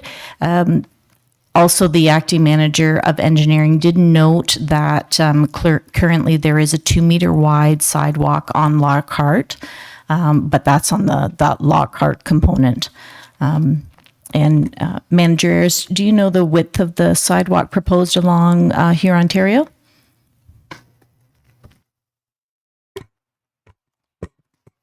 Through you, Madam Chair, there's no sidewalk proposed. They're utilizing the existing. Okay, sorry. Yeah, okay, so it's I believe that's 1.5 meters. So just as a follow-up, so is it possible then, I'm assuming in the fullness of time, the property to the north of this one could develop. Is there a possibility in the future to have the sidewalk redone along that stretch at that time? Yes, Madam Chair, through you, yes, that is a possibility that, of course, the town would consider as we look to changes on Hurontario Street and look at expropriation of some of the road widening that would be required to complete that section between Lockhart and Cameron. Okay, thank you. I'll just say I'm so happy to see this project move ahead. I have for years driven by that site, hoping that eventually we'd see some rental units there. We have, such a shortage of rental units. I am grateful to the Davidsons for including 2 affordable units. I'm so aware that there is currently no ability for our town to require these units, and thank you for providing them and for the playground structure that will go just down the street a short distance. The playground structure in that park right now needs to be replaced. That's all I'll say. So that is a great thing, and the number of trees that are proposed and the sensitivity to the home that abuts the property is also appreciated. So I will obviously be in support of this as well. And if there's no other comments, we've had a mover and a seconder, so we'll just vote. All those in favor? And that's unanimous. Thank you. And thank you, Brian and Jessica. Okay. Now I'm just going to... Yeah, thank you. So I'm just going to go back. Apparently, we didn't have a mover and a seconder for receiving the wastewater performance report, although we voted on it. So we have a mover in our deputy mayor and a seconder in Councillor Jeffrey, and thank you. And we don't need to vote again. No, we're good. All right. So the next item on the agenda are the minutes of the Collingwood Heritage Committee. The motion is as follows: that the minutes of the Collingwood Heritage Committee meeting held March 20, 2023 be received and the recommendations contained therein be approved. Could I have a mover and a seconder, please? Councillor Baines, Councillor Potts. Any comments? Seeing none, all those in favor, and that's unanimous. Thank you. We have one item on the consent agenda. The motion reads as follows: that the general consent agenda be herein received, and further that the information, opinions provided in the general consent agenda items are that of the author and are not verified or approved as being correct. It's 8.1 NVCA media release, appeal to protect Great Lakes. Yeah. So could I have a mover and a seconder for that, please? Councillor Baines, Councillor Houston. Any comments? Seeing none, all those in favor, and that's unanimous. Thank you. We have a departmental update from Director Slama on consolidated linear infrastructure. Over to you, Director Slama. Thank you, Madam Chair. So we just wanted to provide an update to committee on some changes that have been implemented by the Ministry of Environment, Conservation and Parks with respect to our sanitary system approval documentation and also our stormwater system approval documentation. So in 2021, the MECP issued notification to all municipalities of a requirement to submit an application for consolidated linear infrastructure environmental compliance approval. And I'm going to use the acronym CLI-ECA going forward to cover that. So this is required for both, as I mentioned, our sanitary and our stormwater systems. The purpose of the CLI ECA is to consolidate certain municipal sewage work approvals into a single approval document for all of the municipality's sewage collection works, and then have a similar single ECA for all of the municipality's stormwater management works. The sanitary ECA will include town infrastructure like the pumping station, manhole sewers, force mains, combined sewers. The Collingwood wastewater treatment plant will still have a standalone ECA, which would be separated from the system approval document.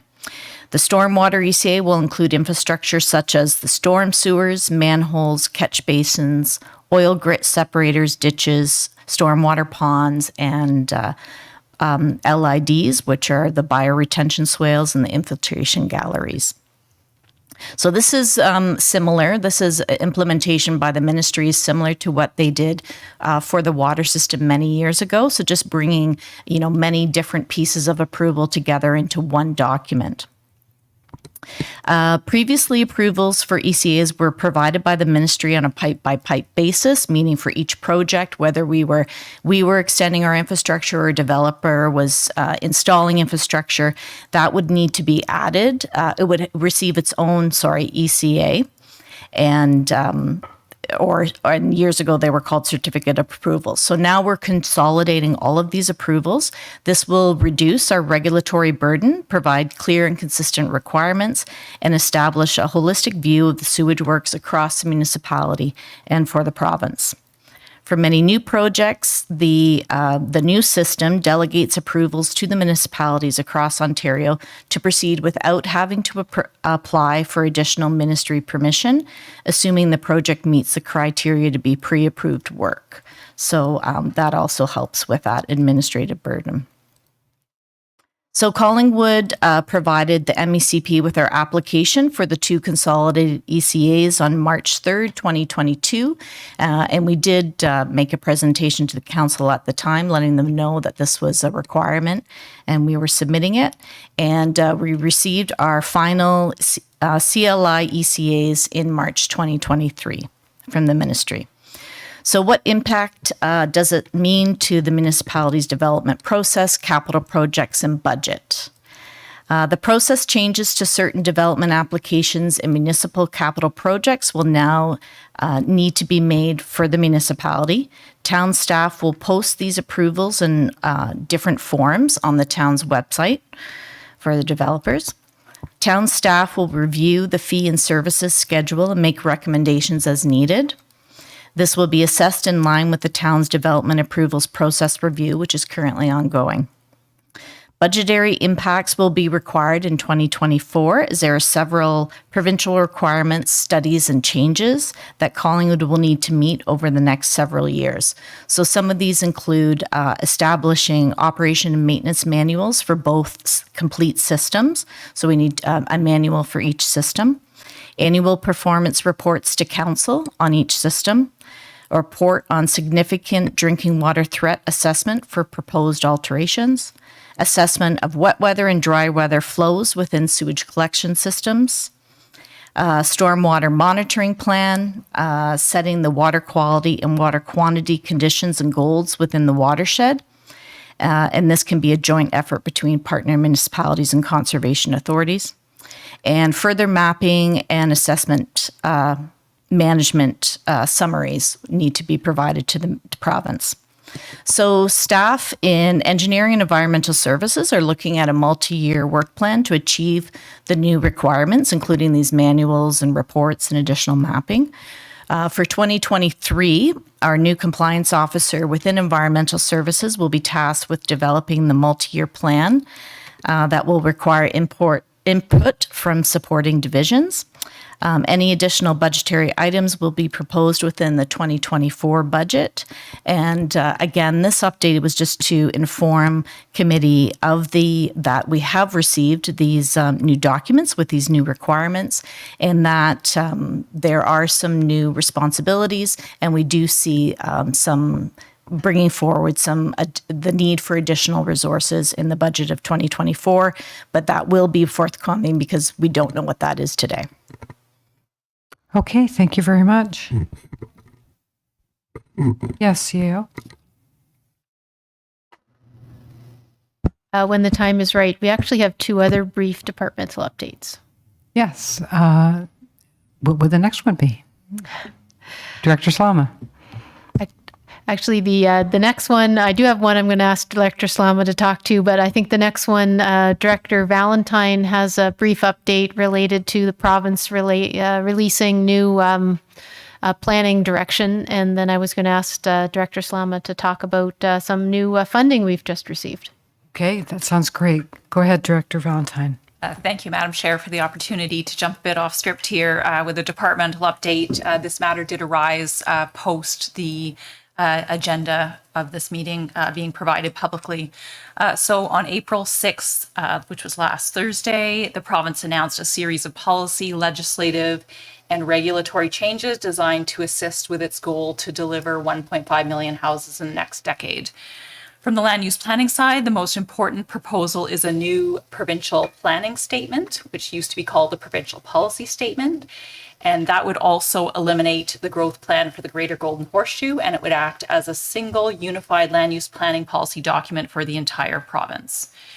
In the new PPS, the new PPS is accompanied also by implementing legislative changes, as well as about a dozen or so other legislative and regulatory changes related to Bill 23, which you're all reasonably familiar. In addition, there are significant changes to matters that are outside the realm of land use planning, and that includes changes to the municipal and landlord and tenant acts. So this is quite another significant release from the province. Unfortunately, the province has provided only between 30 and 60 days for municipalities and other stakeholders to provide commentary on the proposal, and their targets are to have the new regime in place by fall of 2023.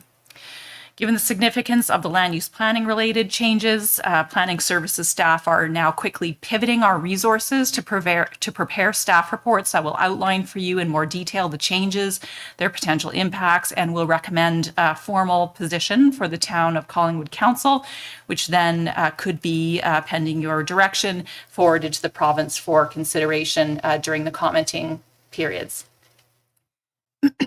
Again, unfortunately, the main project that is impacted by the new provincial policy statement in particular is the official plan review. I know we were all excited to have the next draft of the official plan released, and we were tracking for the April 17th council meeting. While staff and the consultant have just started to scratch the surface and understanding the impacts of these changes to our official plan, they are likely significant, particularly in the areas of growth management, urban structure, and planning for employment lands. And further, the province has not yet released the section of the PPS that addresses natural heritage. So at this time, there are some large unknowns within that topic area. As you likely know, the new official plan must be consistent with provincial policy, and the next draft will have to consider and incorporate these upcoming changes. We anticipate this turn of events will likely delay the release of the next draft of the OP into the early summer, with consultation in the fall. We feel we can still remain on track for adoption of a new OP in 2023, and this interim work would in fact better position us for a quicker turnaround approval at the county level. The consultant is currently preparing a new work plan and a budget amendment, and if that budget amendment exceeds the allocated 2023 funds for this project, we will certainly be back before you for consideration. Thank you, Madam Chair. That is the balance of the update. So we're always chasing a moving target here. It's and I guess have you had an opportunity yet, Director Valentine, to consider what the transition sections might be and whether there's any chance we could, if we were to hurry along our official plan approval, we could at least get our official plan done and worry about updating it when all these changes are finished? Thank you, Madam Chair, and through you to the balance of the committee members today. We did look at that as a potential. The transition provisions, though, apply to decisions not yet made, not applications not yet made. Therefore, looking at the timing, as soon as we get it adopted, we would be forwarding a plan to the county for approval under a new policy regime. And we will not have consulted on the contents of that plan and the changes that would be required to adapt to that new policy regime. Therefore, the most likely circumstance would be the county would bounce back the approval approval to the town require additional public consultation and changes to the adopted plan, and then that would delay the approval further. So we do think that the path that we're on, despite the disappointment, is still the most prudent, and we've had early consultation with the county who agrees with that approach, as well as the consultant. Okay, thank you for that explanation. Deputy Mayor Fryer. Thank you, Mayor Hamlin. And I can well appreciate that with all the unknowns that haven't been provided with the information that was released. But you did just briefly touch on what I was going to ask about. The 30 days will still allow you to do a little bit of interaction with the county staff and get their opinion on things going forward? Through the chair, thank you for that question. In fact, we do have a meeting with the county staff and all county planners that represent the local municipalities next Friday. So we will have an opportunity to confer with the county as well as our colleagues and any potential opportunities for coordinated responses, etc. Actually, I have one other question. I thought one of the last round of changes took the county out of being an approval authority. Where does that stand? Do we know? Through you, Madam Chair, that was actually part of one of the postings that was incorporated in this recent bundle. And the messaging from the province at this time is that the county's role in land use planning, which is to be eliminated over the long term, will remain in place until winter of 2024 at the earliest. So they still maintain their approval authority role and the other land use planning roles that they've traditionally had, at least until the end of 2024 and potentially beyond. But that would be the earliest in accordance with the province's recent postings. Okay, well, it's a good thing they didn't fire the planning department at the county. That was the first question asked at our inauguration meeting. Okay, well, thank you for that. Okay, now we're going to hear from Director Slama with the good news. That is correct. Thank you, Madam Chair, and through you to the rest of committee. We wanted to report some good news, which is that we received notification today that the town application has been approved for funding on our Connecting Link project. So we identified a project for road reconstruction of Highway 26 West between Osler Bluff Road and Cranberry Trail West. And this is the project that has received approval, and we are receiving $2,120,170 contribution towards the project. We do have this project in our plans for 23 and 24. The engineering work we had in the budget, the engineering work to proceed in 23. We are going to incorporate some water main replacement work that Environmental Services has identified as a priority along a portion of that road. So design of that water main portion will be happening this year, and we'll be able to look at the design for the road reconstruction of the road as well, with construction proceeding hopefully in 24. Okay, well, thank you for that good news. If that's the end of departmental updates, I'll ask the clerk if there are any public delegations this evening. Thank you, Your Worship. We do have one individual attending remotely as well. And if they would like to address the standing committee, please press the raise your hand feature. And not at this time, Your Worship. Okay, would any member of council have any other business this evening? Councillor Baines, go ahead. Thank you, Madam Chair. Saturday, May the 6th is an important day for Canada. And the reason is King Charles III will be crowned as our sovereign and as King of Canada. Recognizing that fact, it's only appropriate that due tribute is paid, particularly in regard to the wonderful portrait hanging above our mayor's head. And as much as we will miss the late, great Queen Elizabeth II, it will be appropriate to change out the portrait. So I would ask the clerk, when and how will that event take place? Thank you. Go ahead. Thank you, Worship. To address Councillor Bain's question, this has been a question that's been going around municipalities. So the federal government actually provides municipalities and provinces with the picture of the sovereign to be recognized. And the Collingwood will not be receiving the photo until the coronation occurs. And at that time, we will be making the change out of the photo, similar to our other facilities that have the picture of the Queen, such as our arenas, I believe, also have the Queen's photo, and they'll be changed out once that photo has been confirmed. Great, thank you. Okay, thank you. Councillor Jeffrey. Thank you, Mayor Hamlin. So I have two items this evening. The first is to follow up with Director Slama with respect to a request that I'd made regarding any planning agreement that had been made with the developer at 31 Huron Street to help alleviate the construction parking that's occurring around there and taking away from the medical building.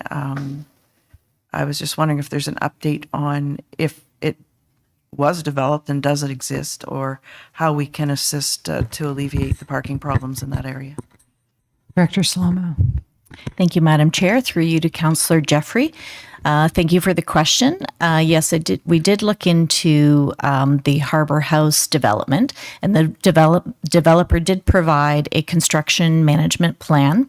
There are some elements within the plan that are designated to be determined during construction once further particulars are known. The plan includes the requirements to identify worker access and trade parking. That would be required for the build. Worker access for Harbour House is identified off of Side Launch Way. The developer did secure some access to the neighboring property, which is our town-owned public land, which they are occupying for their washroom, storage bin, and site trailers.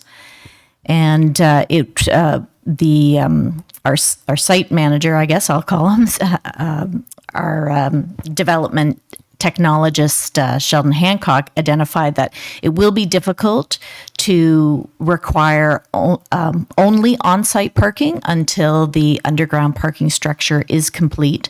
But certainly staff can work with Harbour House to discuss off-site parking locations for the trades since summer is approaching us quickly. Follow-up? Yeah, no, thank you for that response. I think it's going to be very critical. I just know as a point, if I have an appointment at that building, I'm parking on the St. Marie Street parking because I have the ability to get there on my own esteem. But there are senior citizens circling and missing their appointment times. And I know it's getting very frustrating for a lot of people for a combination of a number of reasons there. So whatever you can achieve would be very much appreciated. And my second item is to simply request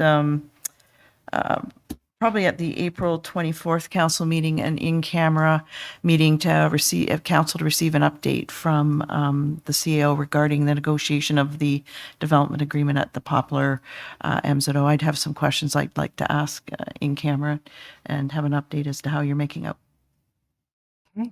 Do we need to vote on that, Clerk Gomez? No. Okay, thank you. Is there any other business this evening? Seeing none, we're at the point of item 12, adjournment. Councillor Potts wins tonight.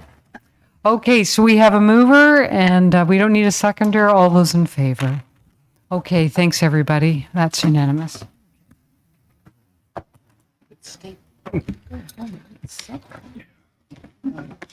I've been